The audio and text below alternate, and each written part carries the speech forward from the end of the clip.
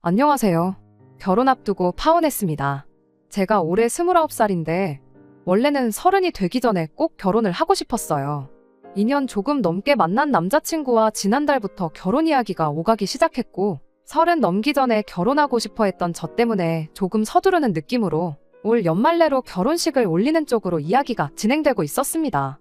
결혼 준비를 서두르긴 했으나 식장이나 스드메 같은 걸 따로 예약해 놓은 건 없었고 신혼여행지는 어디가 좋을까 뭐 그런 이야기 주고받고 있던 상황이었어요. 그런데 이렇게 파혼을 하게 되었고 그 이야기를 사연으로 적어 보내고 있네요.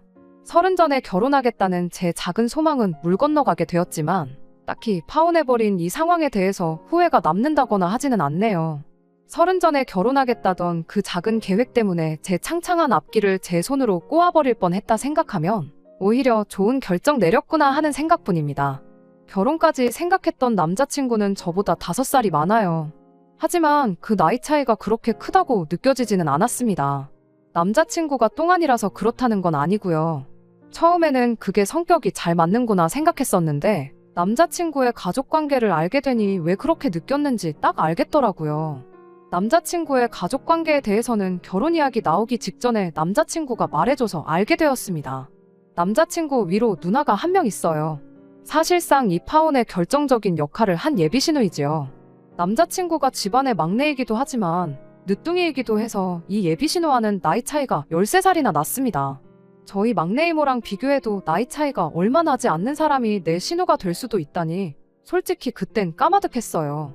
심지어 결혼도 일찍 해서 예비신우한테 딸이 한 명 있는데 20대 초반으로 대학교까지 다니고 있다는 말까지 들으니 아찔하더군요.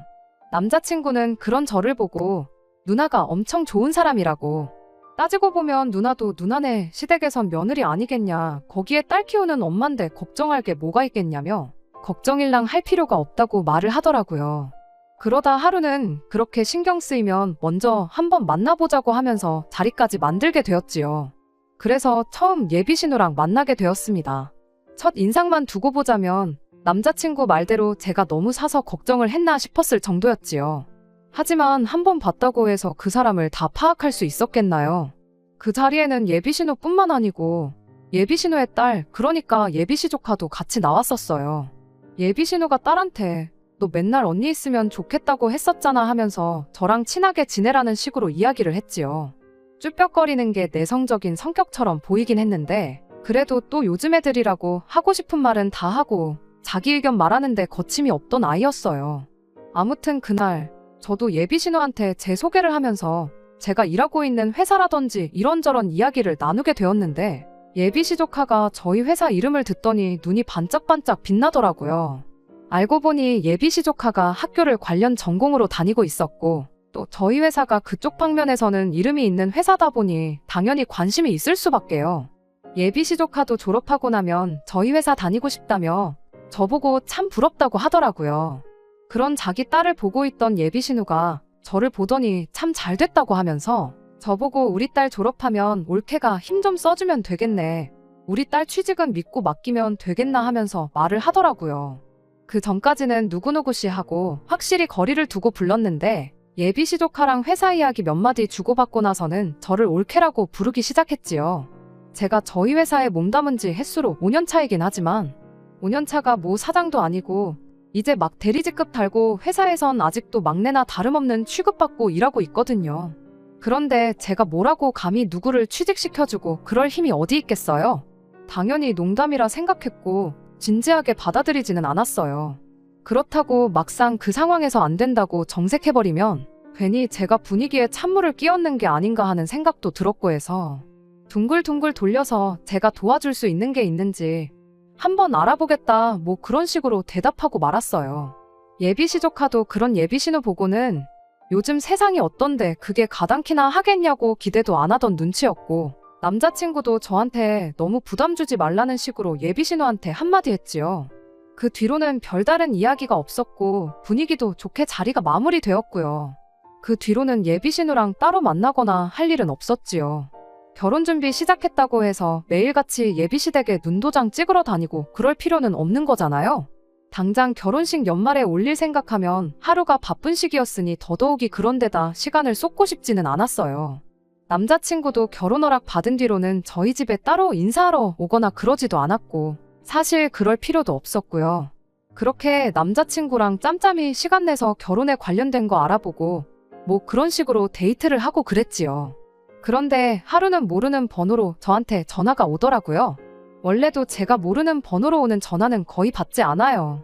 일부러 전화를 안 받았는데 같은 번호로 계속 전화가 오는 게 그냥 광고성 전화가 아닐 수도 있겠다 싶어서 결국 전화를 받게 되었습니다. 전화의 주인공은 예비신우였어요. 안 봐도 뭐 남자친구가 제 전화번호를 알려줬겠지요. 어떻게 제 번호를 알았는지는 궁금하지도 않았지만 전화 내용 자체는 참 당황스럽고 어이가 없는 내용이었습니다. 이미 전화 받자마자부터 왜 이렇게 전화를 안 받냐는 식으로 짜증을 내기 시작했거든요. 처음 봤을 때랑은 180도 다른 말투로 계속 저를 다그치더라고요. 그때 알아봐주기로 했던 우리 딸 취직 자리는 어떻게 돼가고 있는 거냐고. 약속을 했으면 가타부타 진행 상황이 어떻게 돼가는지 보고를 해야지. 3주 동안 아무 연락도 없을 수가 있냐며 성질을 내더라고요. 그때 그냥 농담 삼아 지나간 이야기로 알고 있었는데 예비신우는 마치 제가 예비신우를 취직시켜주겠다는 식으로 그걸 진심으로 받아들였었나 보더라고요. 그런 질문을 들으니 솔직히 뭘 어떻게 대답해야 하고 어디서부터 설명을 해야 할지 막막했어요. 좋은 게 좋은 거라고 끝까지 제대로 설명 안 했던 내 잘못도 있겠구나 싶어서 차라리 전화로 오해를 풀어줘야겠다 하는 생각이 들어서 솔직하게 대답을 해줬어요. 제가 인사권이 있는 것도 아닌데 취직시켜주는 건 불가능하다고요. 자칫 제가 괜히 일자리 알아봐준다고 여기저기 까불고 다녀봤자 역효과만 날 거라고 말해줬죠. 그 순간 올케로 바뀌었던 제 호칭은 그 말이 끝나기 무섭게 다시 누구누구씨로 바뀌어버렸어요. 저를 그렇게 안 봤는데 시댁에 점수 따겠다고 공수표나 날리고 다니고 그거 되게 안 좋은 행동이라면서 저를 비난하더군요. 목구멍 밖으로 튀어나오려는 말들을 눌러 참으며 그러면 그럴 게 아니고 제가 이력서나 자기소개서 같은 거 봐주고 업계 동향이라든지 취직 전에 미리 준비해두면 좋을 것들이라든지 그런 부분들을 예비시조카 직접 만나서 설명을 해주고 그러겠다 했어요. 예비신우는 여전히 제가 처음이랑 말이 다르다면서 사람이 언행일치가 돼야 되는 거라고 뭐라 하더라고요.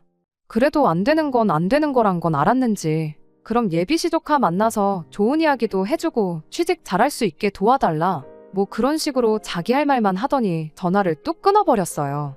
좋게 마무리된 것 같기도 했지만 한편으로는 뭔가 영 찜찜한 기분을 지울 수가 없었습니다.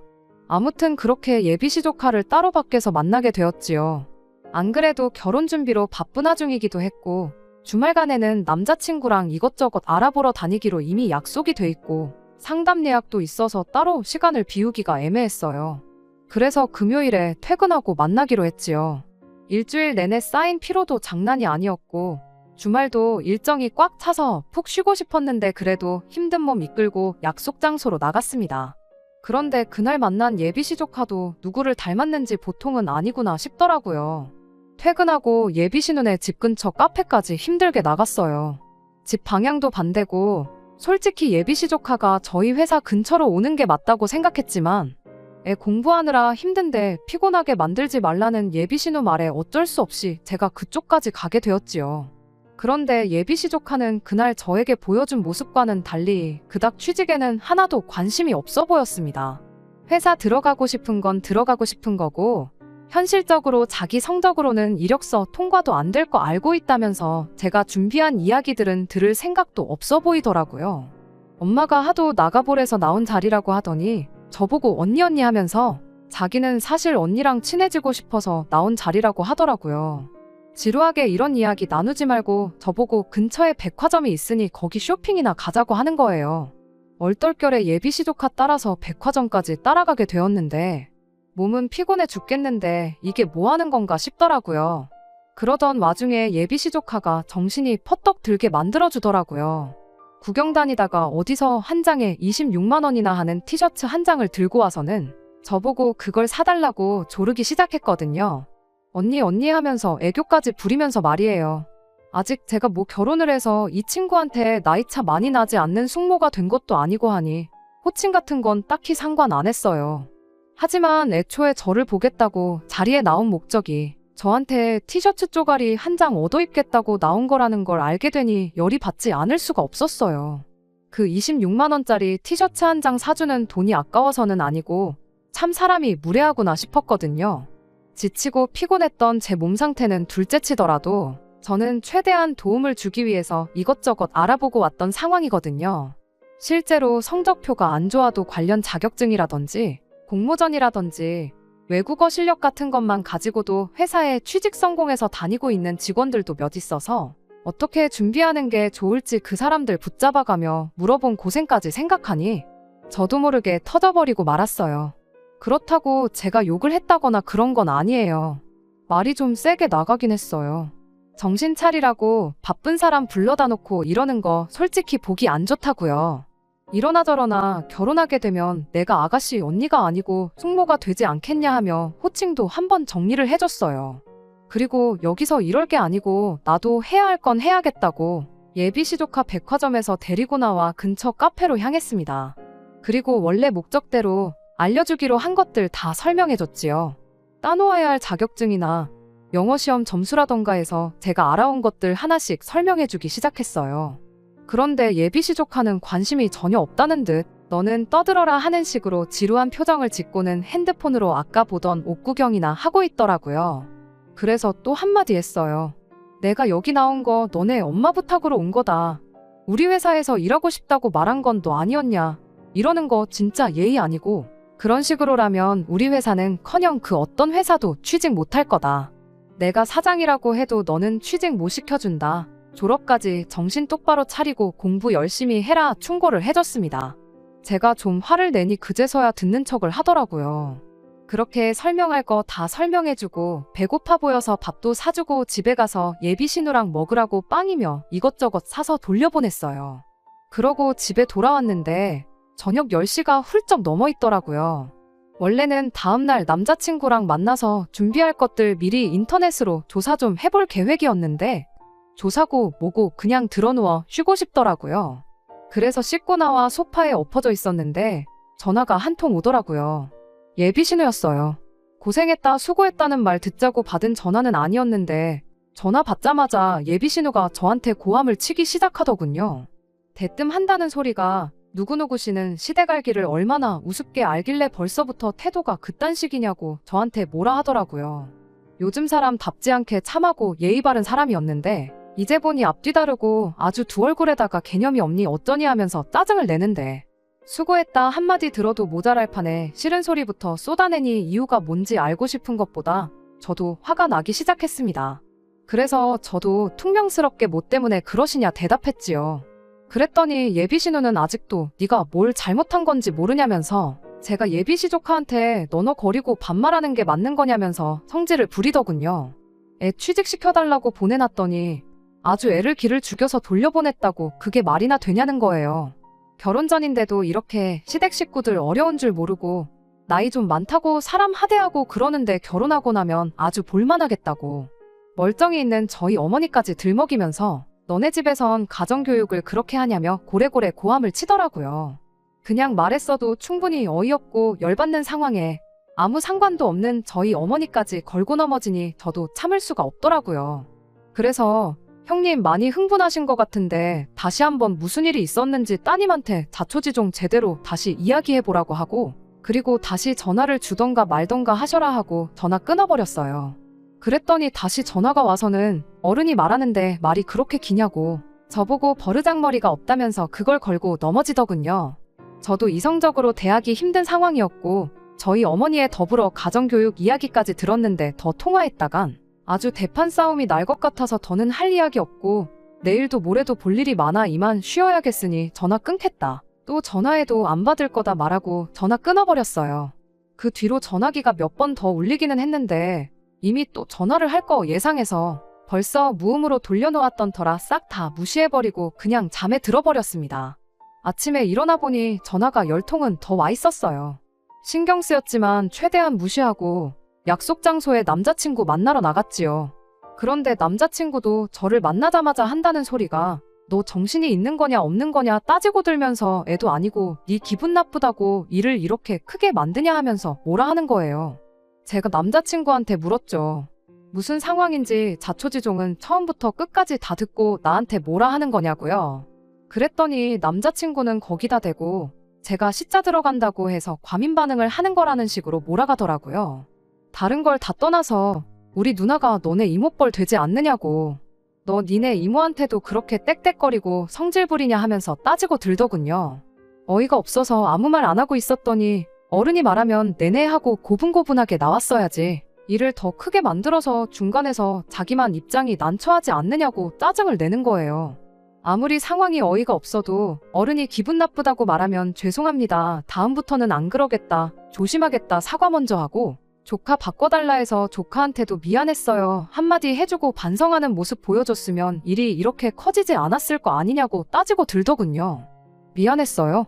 결혼하면 내 조카 되는 거나 마찬가지인데 그럼 그때도 존댓말을 해야 하는 거냐 물으니 그래도 나이 차이가 얼마 나지 않으니까 존댓말 하는 게 보기 좋은 거 아니겠냐고 하길래 그럴 거면 당신도 앞으로 당신 조카 앞에다 두고 존댓말 해라. 그럼 나도 존댓말 하겠다 대답했죠. 남자친구는 거기다 대고 한다는 소리가 자기는 걔 꼬맹이 시절부터 보고 커왔으니 존댓말을 할 필요가 없다고 하더군요. 자꾸 일 크게 만들지 말고 사과 한마디면 끝나는 걸 왜 그렇게 자존심을 세우냐고 따지는데 이젠 하다못해 내 남편 될 사람까지 자기 조카한테 존댓말을 하라고 하니 어이가 없었어요. 애초에 제가 예비시 조카한테 초면부터 반말하고 무례하게 굴어서 그런 거라면 이렇게까지 열받지는 않았을 거예요. 일단 저도 결혼 안 했으니 남남이라 생각하고 있었고 처음에는 극존칭까지는 아니지만 처음 만난 사람이다 생각하고 존댓말 해줬어요.